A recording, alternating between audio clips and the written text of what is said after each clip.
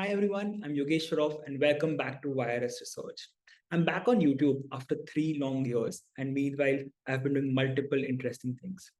I did my MBA and post that joined Goldman Sachs as an equity research analyst. I was covering the Indian consumer stocks there, stocks like HUL, Dabur, Marico, and currently I'm working at a venture studio which is focusing on taking adoption of Gen AI from X to 10X.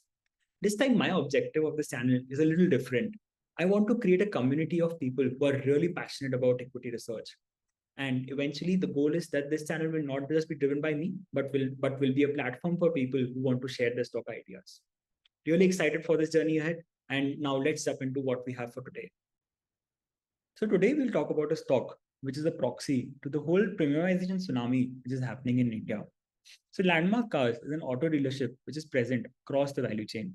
They are into new vehicle sales, they are into after sales, they are into old used vehicle sales, they're also into financing. We'll discuss about each of the business segments later in this presentation. So I'm sure all of us believe in the whole premiumization story of India. So post-COVID, there has been a K-shaped recovery in India where the higher income group consumption has gone through off the roof. So if we see the last 5 years sales CAGR for Titan, it is north of 20%. And if you compare within the FMCG ecosystem, Nestle is growing much faster than HUL, and in the footwear ecosystem, Metro is growing much faster than Bata. So there are multiple data points to show that the number of HNIs in India is increasing at a rapid pace. In the last 3 years, the number of people who filed an IT return with an income higher than 1 CR has almost doubled.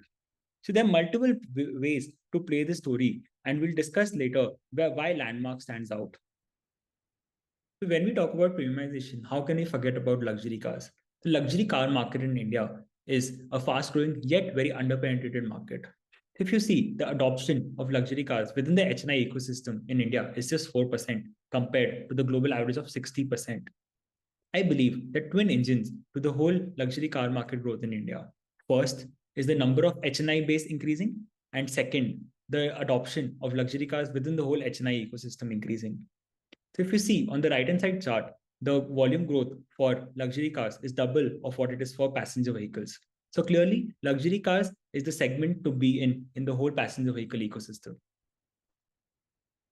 So now coming to why I believe Landmark Cars is a great way to play the increase in the high-end consumption group in India is because they have great brands in their portfolio. They have brands like Mercedes, MG, Mahindra, Kia. For all of these brands, their best-selling model is well north of 15 lakh rupees. We'll discuss more about the brand strategy going forward. Now into the business model, 80% of the revenues comes from new vehicle sales, which is traditionally a low margin business, and majority of the profitability comes from the after sales business, which is a high margin and low cyclicality business. Last year, they also got into used vehicle sales. They did a GMV of around 110 crore rupees. I believe they're off to a great start here. So now coming into the largest division, which is their new vehicle sales, they're going through a major brand transformation here. They're continuously investing into new emerging brands, and they're shutting showrooms for brands which are non-performing, so brands like Volkswagen and Renault. So if in FY25, they're aggressively going to open showrooms for brands like Mahindra, MG, and Kia, and they believe 20% of their revenue will come from these new emerging brands. If you see the ASP, that has also doubled over the last 5 years from 10 lakh rupees to 20 lakh rupees. I believe this sets up a base for a great long-term structural story. In FY24, you must have noticed their sales were stagnant. That was because of supply chain constraints from Mercedes, and they were also shutting showrooms for non-performing brands. I believe this division in the long term can grow at a 15% CAGR. Now coming to the most interesting part of the business, which is the after-sales segment. It is a high growth, high ROC, and a low cyclicality business. I think of it more as a hospital business where the user doesn't know what is happening inside of the body. You do what the doctor asks you to do, and insurance takes care of most of it. Traditionally, also, if you see, majority of the profitability of auto showroom comes from the after sales segment because the business continues to grow as the total cumulative customers of the showroom grows.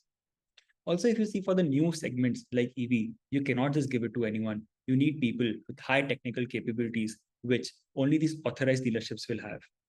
Going forward, I see this business to grow at high teens for a very long time. Now coming to the valuations of Landmark Cars.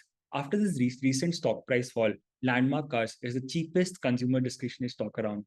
The sector average is at around 25 to 30 times EV/EBITDA. Landmark trades at just 12 times EV/EBITDA for FY26. I usually don't like giving price targets because you don't know how the market ends up valuing the company like.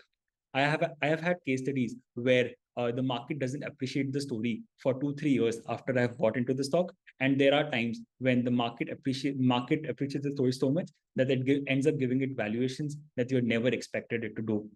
As an investor, our job is to select 15 to 20 stories like this, where we believe the market isn't giving it the true valuation that the business deserves, and leave it up to the market. So that's it for today. Thank you so much for taking out the time, and would love to connect with a lot of you on LinkedIn and discuss more about the company. And do reach out if you want to be a part of this community. Thank you. Bye bye.